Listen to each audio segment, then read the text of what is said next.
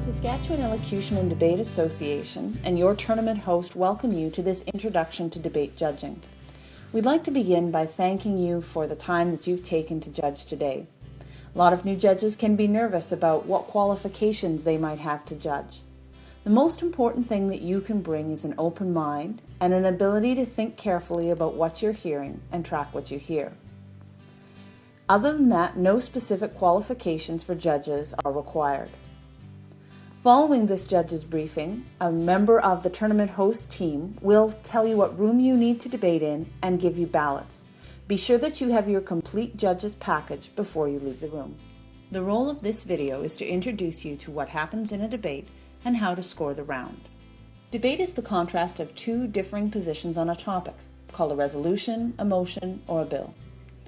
One side agrees with the resolution. Depending on the style, you will see 2 or 3 debaters, and they could be called the affirmative, the proposition, or the government. All of these terms just mean that they need to prove the idea of the topic is right. The other team will have 2 or 3 members who prove the resolution is wrong. This team is called the negative, or the opposition. Every debate centers around a general issue where there are 2 commonly understood positions. For example, euthanasia, which is also known as mercy killing. A debate about euthanasia might be stated as, "This House believes in voluntary euthanasia," or "Be it resolved that Canada legalize voluntary euthanasia." Depending on how the resolution is written, a debate is structured slightly differently. "This House believes in voluntary euthanasia" is just a question about what we value. The 2 sides argue about whether or not something is a good idea. This is called a values debate. Be it resolved that Canada legalize voluntary euthanasia is a specific idea that requires a simple explanation on how it should be done and by whom. In this case, the affirmative team will present a short plan or model for how to do it. The negative may attack the plan for how to do it in addition to arguing that it is a bad idea to do it. This type of debate is called a policy debate. Your host will now pause the video and explain today's topic and the type of resolution that will be debated. The most critical thing you should be listening for when constructing arguments and cases is the case line. A case line is the thesis for each side of the debate. It's the main point of what each side is trying to prove. Keywords in the case line answer why or state because. When an argument is being constructed, what you're really doing is hearing a debater build a case for you. Each individual argument has 4 parts. First, you'll hear the debaters tell you what the argument is called by stating it or labeling it for you.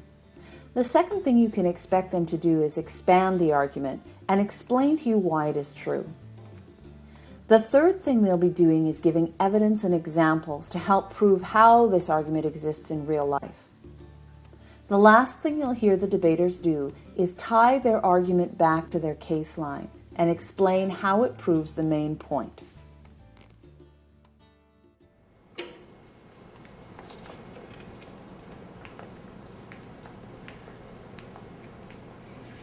Jail is a bad place for young offenders to be. Young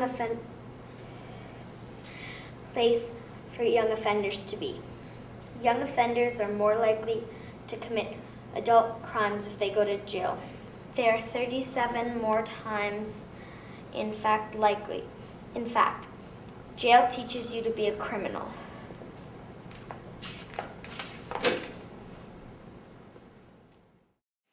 In the example you just saw, a beginning debater stated the argument and gave some evidence. However, the debater missed expanding the argument and tying it to the thesis or case line. All parts of an argument are present in this next example. Our first argument is that significantly increasing consequences for young offenders is bad because it makes things worse for both youth and society. The major Canadian study of the subject was published this year by the Université de Montréal after following a variety of youth for 20 years. The researchers found, and I quote, "Delinquent behavior is contagious, especially among adolescents." The study found that jailing teens makes it 37% more likely that they will offend as an adult. This proves that jailing young offenders does not reduce crime, it actually increases it, putting young offenders in society in a much worse position. In the video you just watched, different scores would be given for different ages of debater. A debater who was in the most junior category would probably get between an 82 and an 85. A debater who was in the next elementary category, grade 7 or 8, might expect between an 80 and an 83. A high school debater would expect between a 75 and an 80 for the same performance. In this final example of making an argument, a strong debater does all the parts of the construction in a persuasive way. Now, ladies and gentlemen, our first argument is that significantly increasing consequences for youth offenders is bad because it makes situations worse for our young offenders and our society. My opponents told you that they want to increase jail terms for youth offenders in order to prevent crime and keep our society safe. However, it actually endangers us all. When youth stay in jails, they're cut off from supports and surrounded by peers who are also in trouble with the law. The major study of the subject was published this year by the Université de Montréal. After following a variety of youth for more than 20 years, the researchers found, and I quote, "Delinquent behavior is contagious, especially among adolescents." The study found that jailing teens makes it 37 times more likely that they will reoffend as an adult. This proves that jailing young offenders does nothing in terms of helping to reduce crime. It actually increases it, putting our young offenders and society in a much worse position. Now, if my opponents really wanted to make sure that our society is protected, they would put more money and effort into reducing the causes of crime, rather than locking our kids into the crime factories we call jails. In order to understand what sort of evidence is necessary, you also need to know how long a debater has had to prepare. For a prepared debate, a debater will have a period of weeks to research a topic. The debater must use statistics and quotations and evidence that can be sourced if necessary. Making up evidence is a major rule violation, and lack of evidence really affects the score that you as a judge can give the debater. However, in an impromptu debate, debaters usually only prepare for 15 to 30 minutes. As a result, evidence takes the form of commonly known examples, current events, or logic. Debaters are not expected to be able to cite their sources, although they may have been allowed to use a source such as a dictionary or an almanac. Attacking an opponent's argument is a key skill that all debaters must master. Attacking an argument, often called clash, can be done in 3 key ways. The first is clashing directly with specific arguments or evidence. The second is attacking multiple arguments with one idea. This is known as global clash. Finally, particularly strong debaters will show how a big idea attacks a whole part of an opponent's case. This is known as case line clash. I'll now clash with my worthy opponents. My opponent said we need to legalize euthanasia because people are suffering. We say that you can use pain medication to treat suffering so no one needs to be in pain. They also said you could be depressed or want to be done living. But if you're depressed, how could you be making good judgment calls? In the example that you just saw, a beginning debater is directly attacking an opponent's argument. This is the weakest type of clash and usually gets partial marks, except in the most beginning categories. This next video is an example of an older student using both global clash and then some case line clash. This is the sort of clash you would expect to see from a strong debater in a senior category. Ladies and gentlemen, my opponents are arguing that by allowing a doctor to assist with a death with dignity, that this is somehow compromising our medical system. They're also arguing that there will be a tremendous pressure on the doctor. However, ladies and gentlemen, doctors already have the option not to resuscitate their patients. So this, in fact, is not causing any of the problems that side opposition has brought forth. Furthermore, this is actually giving the choice to these people to have control over their own body. This is what this debate really comes down to. Do people reserve the right to make their own choices? Now, on side opposition, they believe that the government should protect people from themselves. However, on side proposition, we know that people reserve the right to make their own choices. This last example of clash was a younger student using first global clash and then case line clash. This would be a strong example of clash in a more junior category. So, ladies and gentlemen, first of all, what I'd like to do for you today is clash with my worthy opponents. So, my worthy opponents said that allowing euthanasia will cause abuse of the system. Some people might get pressured to say that they want to die, and some people might not be in their right mind when they want to die. Ladies and gentlemen, our plan deals with both, because the person must make the decision while they're still, well enough to do it. They make that decision with a doctor who checks to see if they're able to make it. So it's not a problem like they said it was. This system will prevent abuses. Thank you. In the video you just watched, different scores would be given for different ages of debater. A debater who was in the most junior category would probably get between an 82 and an 85. A debater who was in the next elementary category, grade 7 or 8, might expect between an 80 and an 83. A high school debater would expect between a 75 and an 80 for the same performance.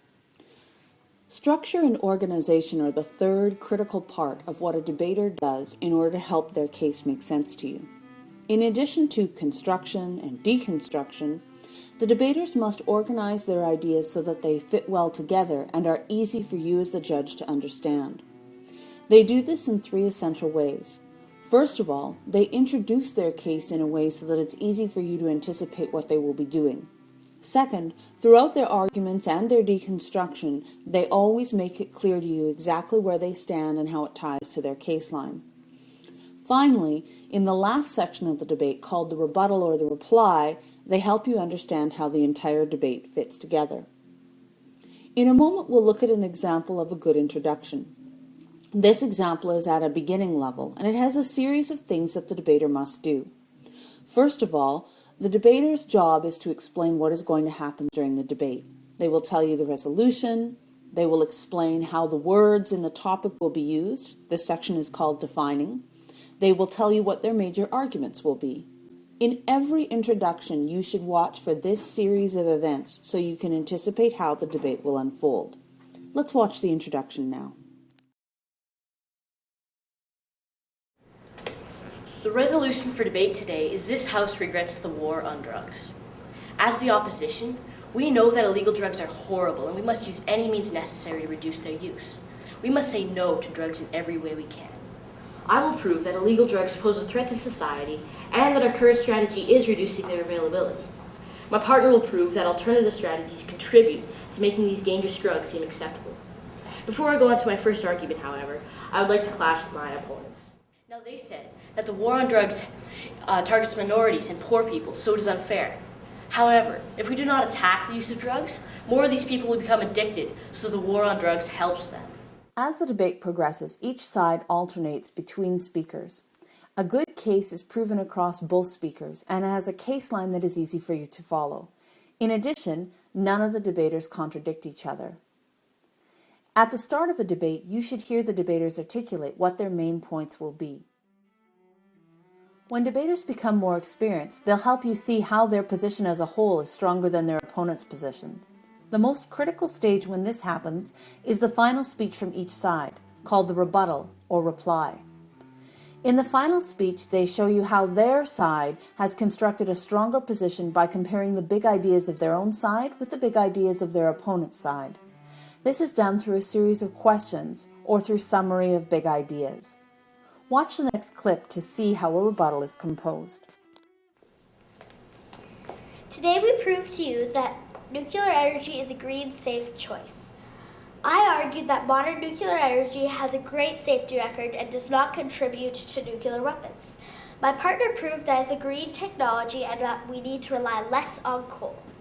However, my opponents did not agree. They said we should use things like wind turbines and solar energy. That's all fine, but what if the wind doesn't blow? And in the winter, what are they going to do? Like I said, we need to have reliable power.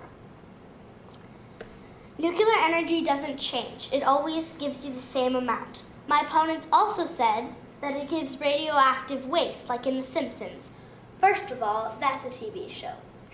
And second, it gets sealed in a rock. And it doesn't go into our atmosphere and cause global warming. That's why this resolution must stand. Thank you. This was an example of a structure of a rebuttal. It shows how the sides disagree and summarize the points. This structure is typical for younger or newer debaters. Now we'll listen to a reply, which is a more advanced style.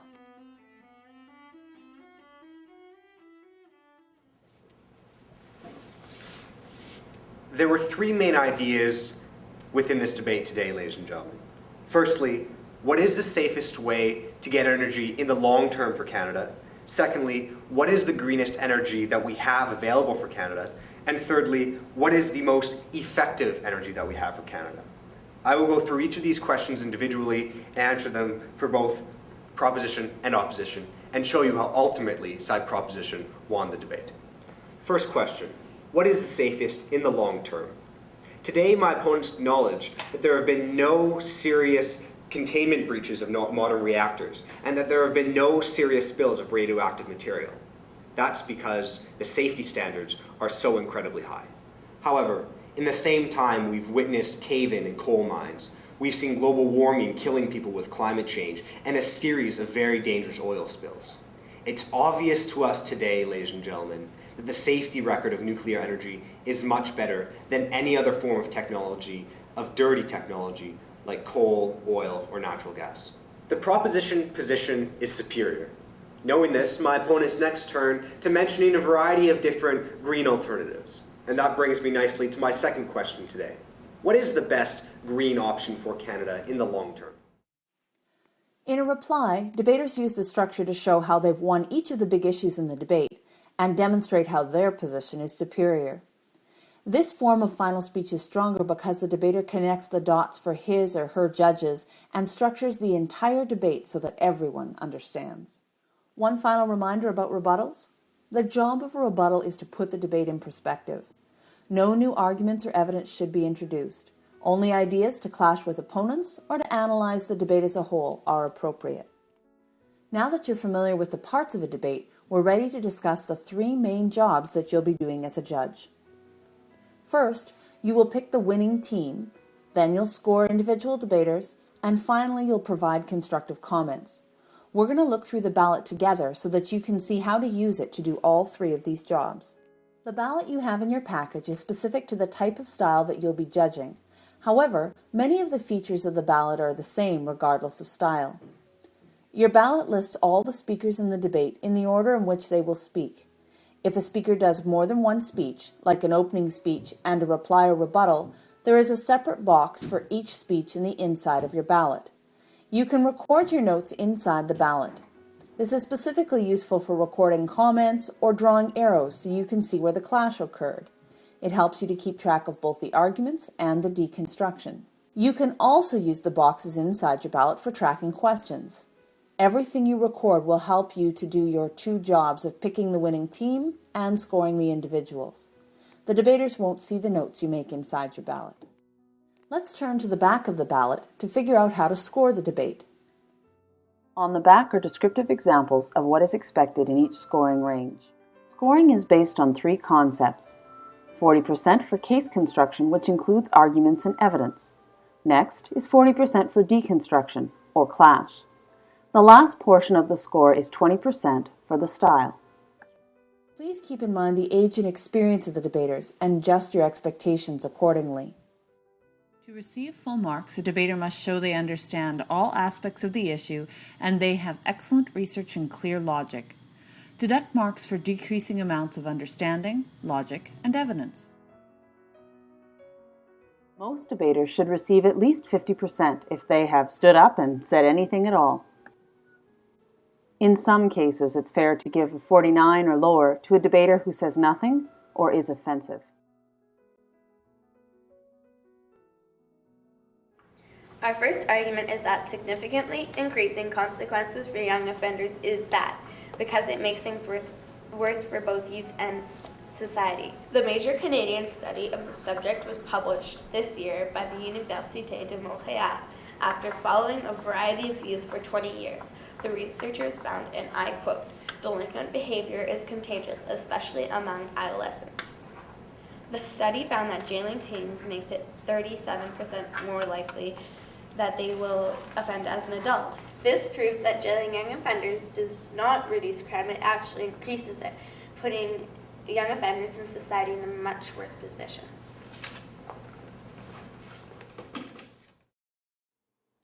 The next concept to consider is deconstruction. To receive full marks in deconstruction, or clash, a debater must show skillful use of direct, global, and case-line clash and be able to show an overall understanding and analysis of issues on both sides.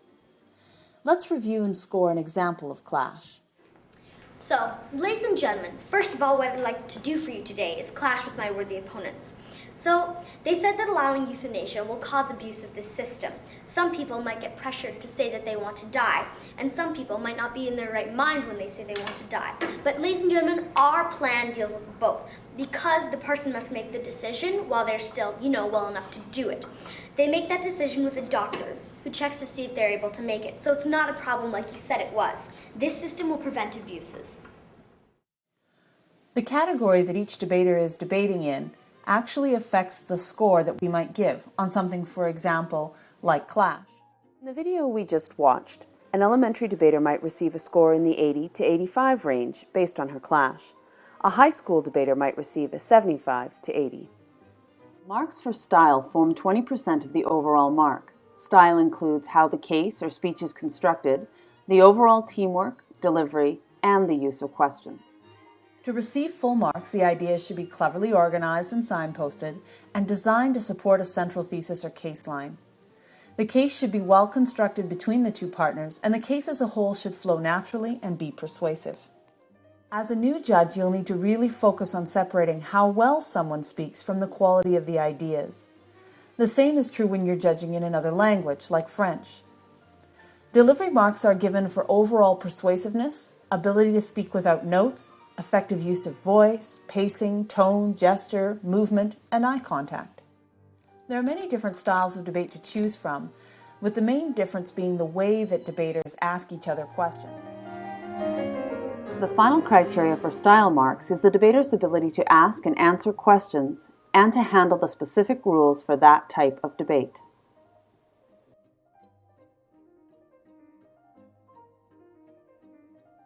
Your host will now pause the video and explain which styles will be used today, and then direct you to the correct ballot.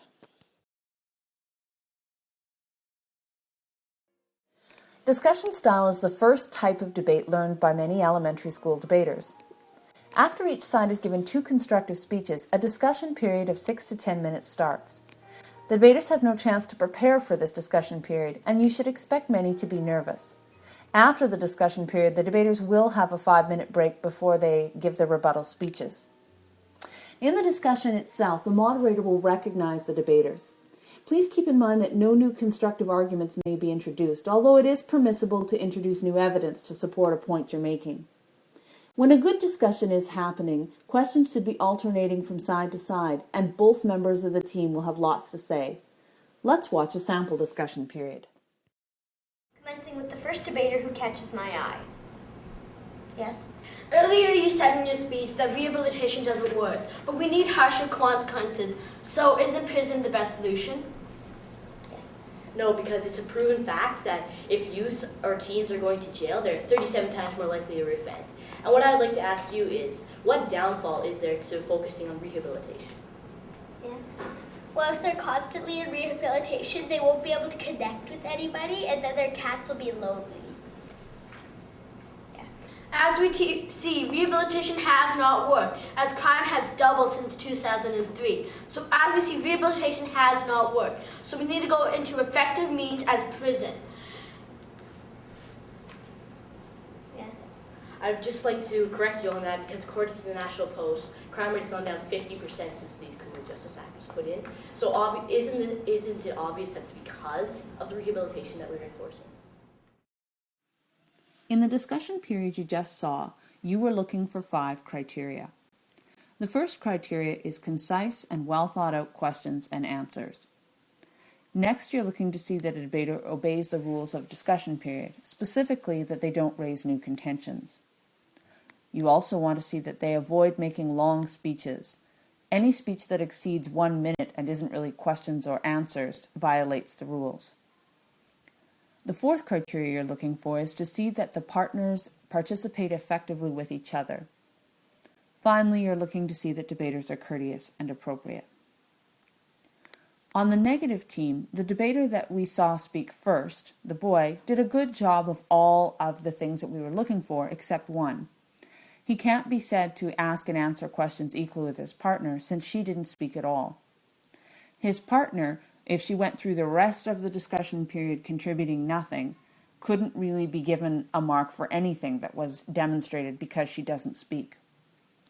On the affirmative side, there is a better job of balancing out the two speakers, although still the male speaker dominated the discussion.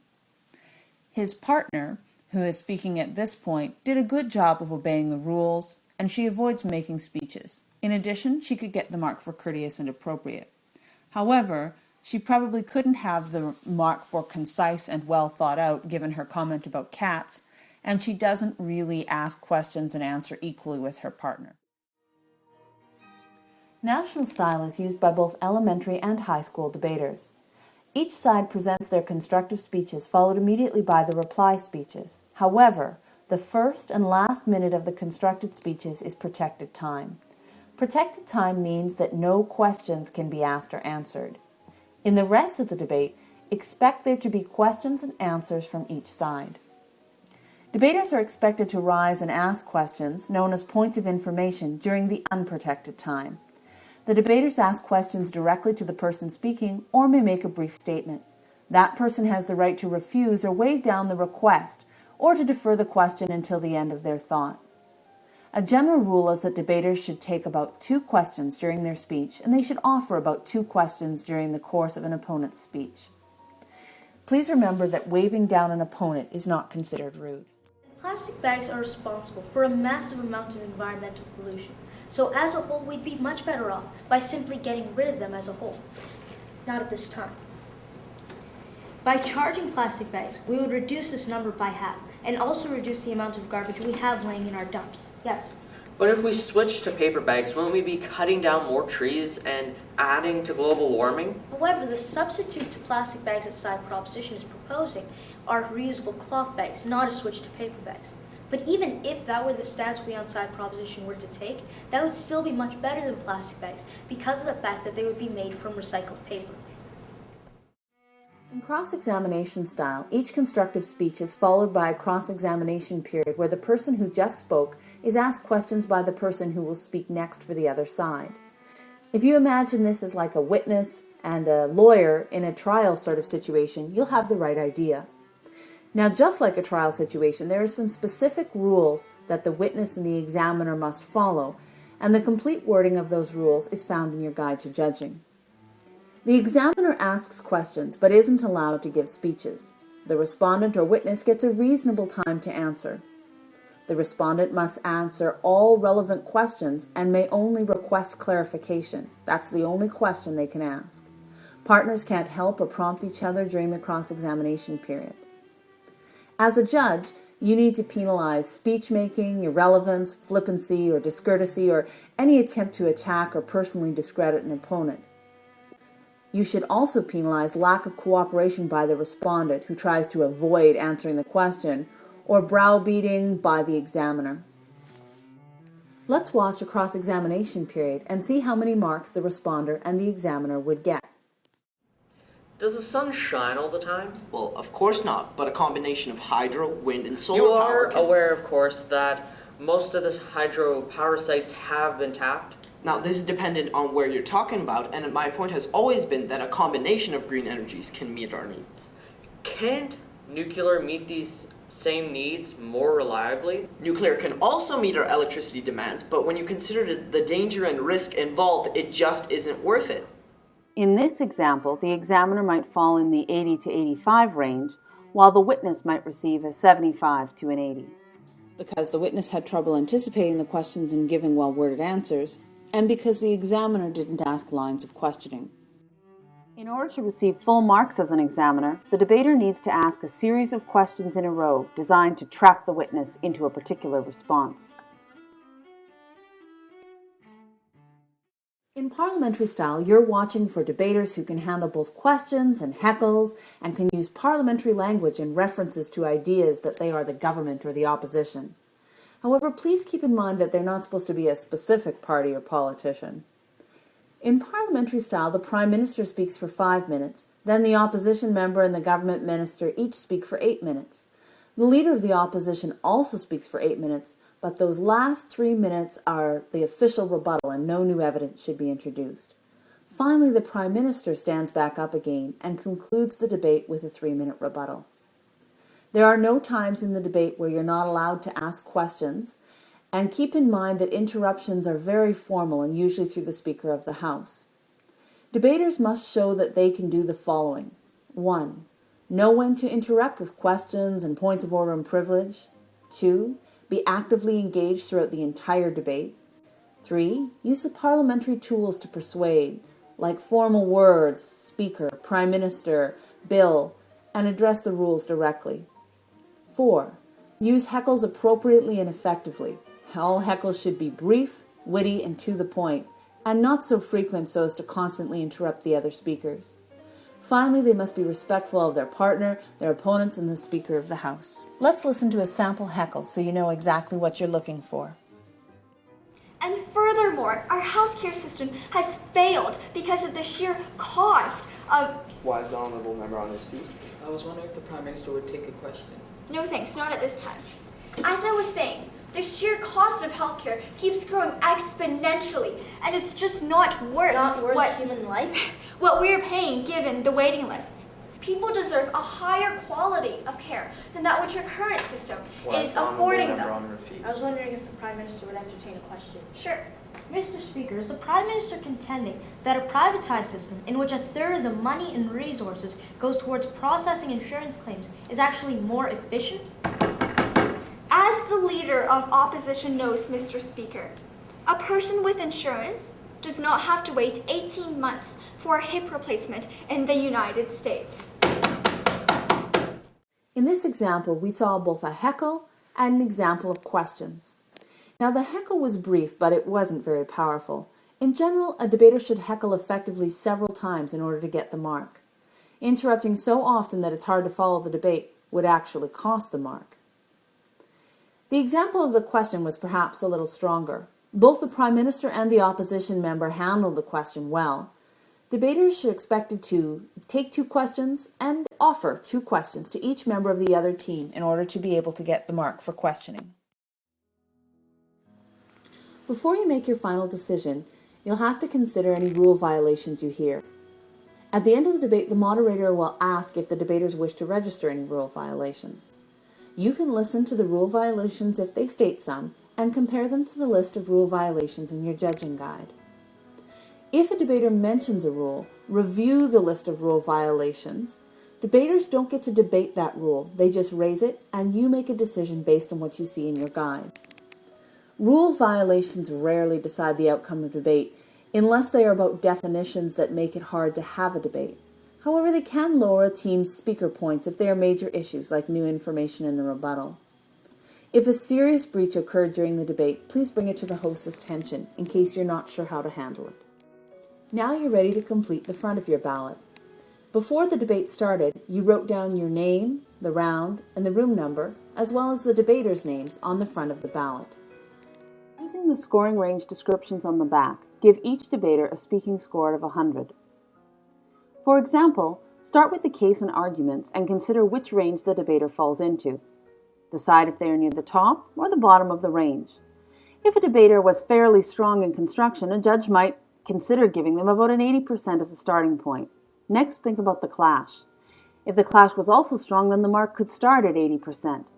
However, weak deconstruction might lower the mark, make it closer to 70%.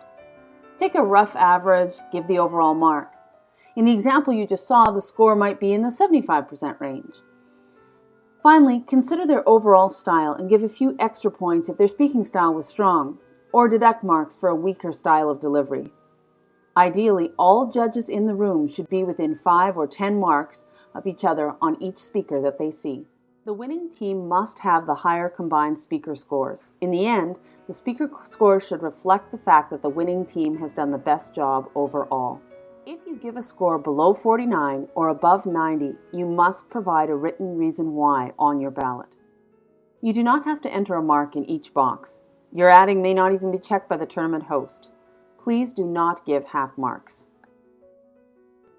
You have to consider which team best presented clear case line, arguments and evidence, clashed more effectively, better analyzed the case, and was the most persuasive.